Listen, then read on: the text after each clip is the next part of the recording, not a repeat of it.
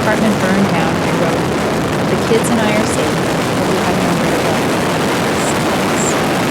An hour later, my cousin uploaded pictures from the pool party, family over everything, nobody showed. Weeks later, still sleeping on a friend's couch, my phone shook with 88 missed calls and texts from Dad. "Help! $3,900 tonight." Without hesitation, the smell came before the smoke. That sharp, acrid bite of melting plastic, something electric catching, familiar and terrifying. It was 2:12 a.m. I only remember because I had just tucked Ava back in after one of her dreams about the dog we used to have. She asked for water. I didn't even get the chance to bring it. I opened the door and a wall of gray air pushed in. I didn't process it. I didn't stop. I screamed for Eli, grabbed both kids, wrapped Eli in a blanket, and we bolted. No shoes, no bags, no time. People were already screaming upstairs. Someone was pounding on doors. I caught a glimpse of flames through the stairwell window. Third floor. We barely made it out. Outside, the parking lot looked like a war zone.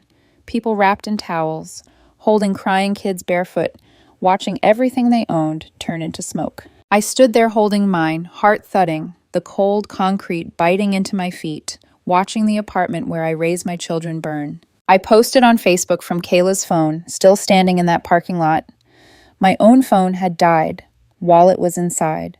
Car keys, clothes, everything.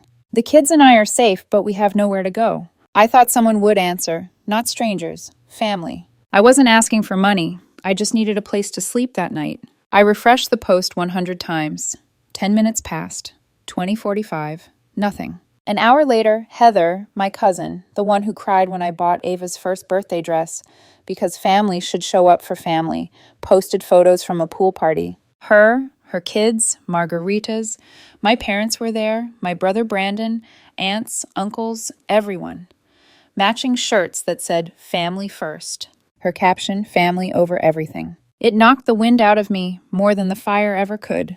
Kayla offered her couch without even asking questions. I think she saw my face, saw the kids wrapped in thin blankets.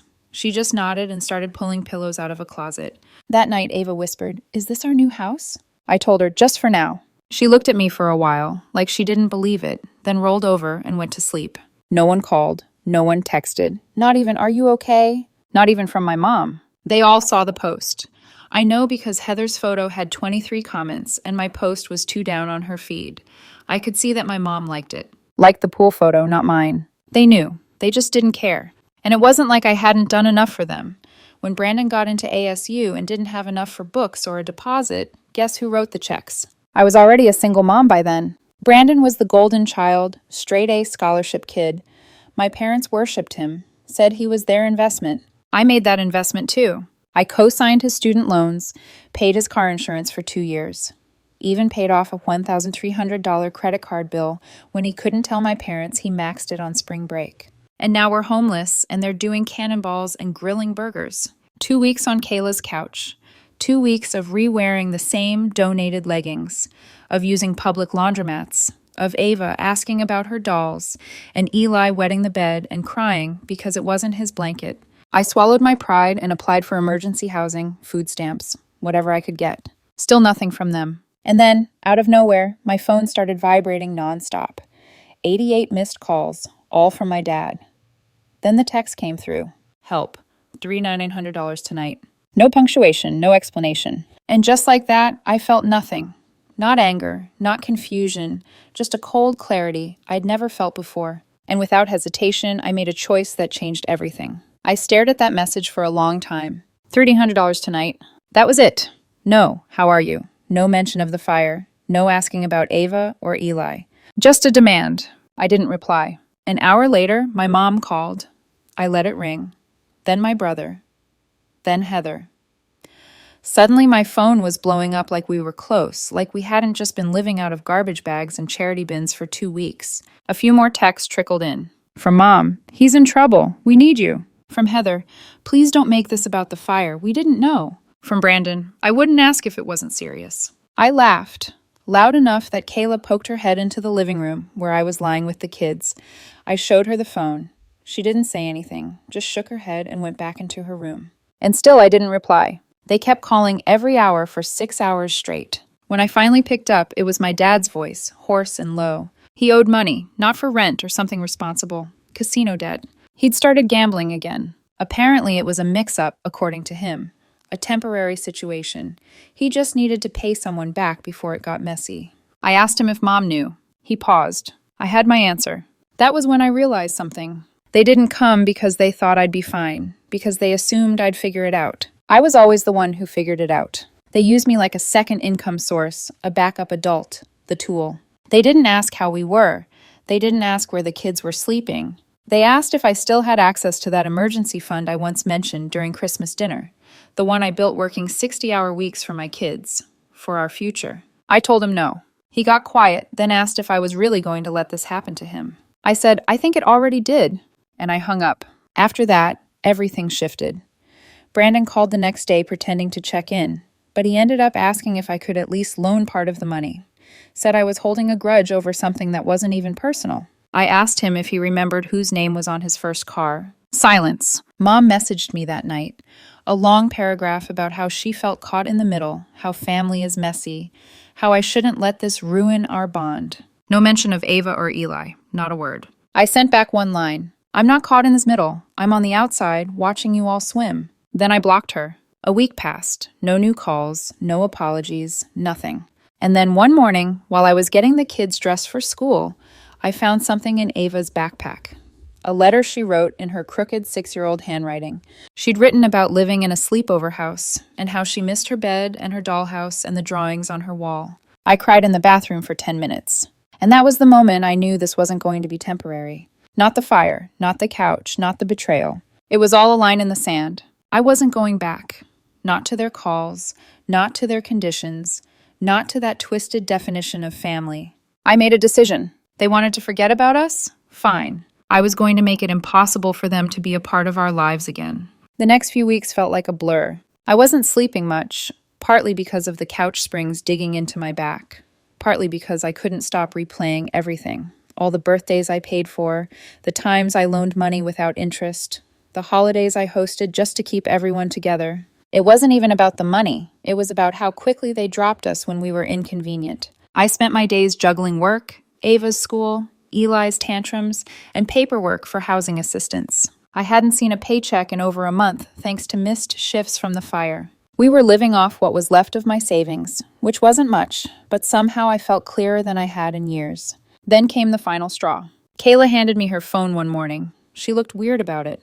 "It's your mom," she said. "She left a voicemail on my phone. Don't ask me how she got my number." I listened. My mom said she was worried about the children, said she didn't understand why I was withholding them from their family, and ended with something that made my blood run cold. "We might have to talk to someone about custody. This isn't healthy for them." Custody. Like she was talking about furniture. That's when the switch flipped in me. I went cold, the kind of cold that doesn't crack. They wanted to make this about the kids? Fine, let's talk about the kids. Let's talk about how Ava once sat in the hospital with a 103-degree fever and no one showed up. Let's talk about Eli's 3rd birthday, when they said they were too busy to drive across town. Let's talk about how not one of them offered a bed after our apartment burned down, but now they were worried about my parenting. I didn't call her back. I called a lawyer. I found a woman named Denise through a nonprofit for single mothers. She met me on a Sunday afternoon in a half-empty office above a thrift store. She didn't waste time. Told me exactly what I needed. Documentation, messages, proof of neglect, and how to get ahead of any false claims. I pulled out everything. Texts, call logs, the missed calls that only came after my dad needed money, the voicemail, the Facebook post, the silence that followed. Denise looked me dead in the eye and said they wouldn't stand a chance. That night, I wrote a message in the family group chat. I didn't want ambiguity. I didn't want them twisting anything. I wrote, "This is the last time I'll speak to any of you directly. You made your choices. You abandoned me and my children when we needed you most. I'm no longer part of this family, and neither are they. Don't contact us again." Then I left the chat. Brandon tried calling twice. Then a text. "You're really going to blow everything up over this?" Oh, I wasn't blowing things up. They were already ashes. I was just done digging through them. 2 days later, I transferred the last auto payment I'd been sending to my parents every month, the $300 that was supposedly helping with the house, into a savings account for Ava and Eli. I told Ava we were going to build her room again. She smiled so big I thought her face might split in two. Revenge wasn't loud. It wasn't some dramatic confrontation. It was quiet. It was cutting the cord and watching them realize they no longer had a grip on me. And I wasn't done yet. Things were finally starting to settle. We got a call back from housing. Someone had backed out of a 2-bedroom unit and we were next in line. It wasn't fancy, but it had a door that locked, windows that opened, and a little corner for Ava to hang her drawings. I cried when I signed the lease, not because it was perfect, but because it was ours. I thought the worst was behind us. Then one afternoon, Ava's school called. The secretary said someone had tried to pick her up early. A man said he was her grandfather. My chest went numb. I asked if they let him take her. She said no. Ava told the teacher she didn't recognize him. Told her, "Mommy said we don't talk to them anymore." I left work without even clocking out. When I got to the school, Ava ran into my arms. The principal asked if I wanted to report it. I said yes. I filed a no-contact order the same day. Apparently, they don't take too kindly to custody threats followed by unauthorized school visits. That night, I told Ava she was brave. She asked me if she had done something wrong. I told her no, that she did exactly what she was supposed to, and I meant it. But when she fell asleep, I sat in the kitchen with the lights off, trying to stop my hands from shaking. They crossed a line. They weren't done with me, but now I wasn't just playing defense. I remembered something from years ago, buried under a pile of old text threads and bank statements, a payment I made for Brandon. It wasn't just rent or books. It was a retainer for a lawyer, for a DUI he begged me not to tell our parents about. I still had the receipt, so I sent a message to him. Just a photo of the invoice and the payment with one sentence. I wonder what your new employer would think of this. I didn't get a reply. But 2 days later, I got a letter, certified mail, from my parents. A handwritten note. "We didn't mean to scare you. We just wanted to help. Maybe we can come visit the kids soon. We've been talking and we think a clean slate would be good for everyone." It would have been laughable if it wasn't so sick. A clean slate. They tried to snatch my daughter from school like she was a backpack they forgot to grab on the way out. I didn't respond, but I did take the letter to Denise. She read it, took a deep breath, and said, "They're getting desperate. Don't flinch." I didn't. Instead, I opened a new bank account in Ava's name. I made a savings jar for Eli's future therapy, just in case. I cut off every tie that could be traced, canceled the old number, changed jobs, moved again when the lease expired. I told no one where we were going, not even Kayla. And then something happened that I never expected. I ran into Brandon's wife. Target parking lot. Cart full of baby formula and frozen waffles. Her hair was a mess. Eyes puffy. She looked like she hadn't slept in a week. She saw me and froze. I nodded. She stepped closer and said, "You were right. That's it." She didn't ask for forgiveness. Didn't try to explain. Just those 3 words. And then she walked back to her car and drove away. I stood there for a long time watching her taillights disappear. I should have felt smug. I didn't. I felt done, like this whole thing had finally burned itself out. But there was still one thing left I needed to do before I could move on completely. Ava was coloring at the table when I did it, just sitting there with her crayons, humming in her little mismatched socks. Eli was asleep on the couch, drooling into his new Spider-Man pillow. Me? I was holding my phone, hovering over the last link I had to any of them, the family group photo. The one they used for every holiday card, every birthday slideshow, every smug post about generations of love. I was in it, off to the side, holding Ava as a baby, wearing the same sweatshirt I slept in during my 2nd trimester. It was taken right after Brandon's college graduation, the one I paid for. I knew that smile. It was the kind you wear when you're holding a secret grudge, like a gift you're too polite to return. I deleted it. Then I opened my laptop and pulled up the email I'd been avoiding for months, the automatic tuition payment for Brandon's master's program. Another thing I'd stupidly offered to help cover when he said it would change everything for his future. I'd been paying $200 a month for over a year. I canceled it. And when the confirmation screen popped up, I whispered, "That's your inheritance, kids." Ava didn't even look up. She was too busy drawing stars around a stick figure family that only had 3 people in it. That night, I sat them both down and told them we were going to take a little trip. Just us. No phones, no work, no drama. I had a little bit saved, and I figured if I could survive a fire, betrayal, and a near kidnapping, I deserved a weekend with a view. We drove upstate, found a cabin, fed ducks, roasted marshmallows. I watched Ava teach Eli how to skip rocks. They giggled until sunset, and for the first time in months, my chest didn't feel like it was carrying bricks. The moment we got back, though, Karma kicked the door in. Heather emailed me. A forward from my dad's lawyer. They were suing me, not for custody, not even for money, for defamation. Apparently, word got around.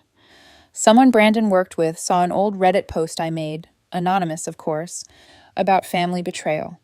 They connected the dots. He got questioned by HR. Brandon lost a major project. Rumors spread. And instead of confronting me like adults, they decided to throw a Hail Mary. Except they forgot who they were messing with. I sent the whole thing to Denise. She laughed. Not politely, not nervously. She actually laughed. She said, let them try. So we filed a counterclaim. Harassment, attempted parental alienation, unauthorized contact with a minor. I wasn't just defending myself anymore. I was going on the offensive. 2 weeks later, the case was dropped. Quietly, privately. Like they never even tried. No apology, no email, no let's talk this out. Just silence. That's when I knew it was over. I wasn't part of their story anymore. They were just part of mine. A dark chapter, one with burn marks maybe, but no more pages. I tucked the court paperwork into a drawer and didn't look back. No, now it was time to start the last part. The part where we really lived. It's been 8 months since the last message. 8 months since I told them not to contact me again. And this time they actually listened. Or maybe they finally understood I wasn't bluffing. Maybe they realized they pushed the wrong person too far, one too many times. I blocked every number, every email, changed hours. Took the kids off every list their names might appear on. School directories, emergency contact forms, anything. Denise helped with the rest. I filed all the paperwork, took every step, made it airtight. The silence came quickly after that, and it stayed. Funny thing is, I used to think I'd feel empty if I cut them out, like I'd lost something essential. But it turns out silence feels a lot like peace when it follows years of guilt, manipulation, and being taken for granted. We finally moved again. A place with our names on the lease and no favors owed. 2 bedrooms, a chipped bathtub, windows that leak a little when it rains, but still, it's home. Ava picked lavender paint for her walls and covered them with stars and magazine cutouts of puppies. Eli got Spider-Man curtains. We go to sleep to the hum of an old fridge and wake up to sunlight coming through real curtains, not the ones Kayla hung over the pull-out couch. I used to send $300 a month to my parents to help with their mortgage, another $200 toward Brandon's tuition, sometimes more when they forgot to cover things. Now that money goes to backpacks, school books, ballet lessons, new shoes, food I don't have to portion out to make last. I opened savings accounts in both kids' names. There's not a fortune in there, but there's more than zero, which is more than I ever had growing up. And I'm not constantly broke anymore. Not because I make more, my job still pays the same, but because I stopped bleeding money for people who let me burn. I think about that night sometimes, watching our apartment light up like a lantern while Ava clung to my side and Eli cried because his stuffed bear got left behind. I think about how not one person from my so-called family reached out to ask if we needed water, a ride, a toothbrush. They let us vanish like we didn't exist. Now we really don't. Not to them. They've probably rewritten the story by now. Told themselves I went crazy, that I isolated the kids, that I turned on them. That's fine. Let them sit around their wine-soaked holidays and pretend I was the ungrateful one. They don't know Ava started reading chapter books early, or that Eli finally learned how to swim without floaties. They don't know we had pancakes for dinner 3 nights in a row just because we wanted to. They don't know I've started taking photos again, real ones, printed and framed. Our new place has a wall full of them. Not a single one includes my parents or Brandon or anyone who chose their comfort over our survival. Ava asked once if we'd ever see them again. She said it like she was asking about a movie she barely remembered. I asked her why, and she just shrugged. They're kind of like ghosts now, she said. She wasn't wrong. I told her, sometimes when people hurt you and never apologize, the best thing you can do is leave them behind. Not because you hate them, but because you love yourself more. She nodded and went back to drawing stars. Eli never asks. He's too busy pretending the living room is a spaceship and the couch is the moon. His world is soft now. He knows who tucks him in every night, who buys the bedtime snacks, who holds his hand when he's scared. Me. I stopped explaining. I stopped giving soft versions of hard truths. When people ask about my family, I just say, it's me and the kids. That's all we need. And I mean it. The clean break didn't leave me shattered. It left me whole. Sometimes people say blood is thicker than water. But I've learned blood can drown you just as fast, especially when you're the only one swimming while they stand on the shore watching. I don't need them to clap for us. I've got 2 little pairs of hands doing that every single day. We're not broken anymore. We're just getting started.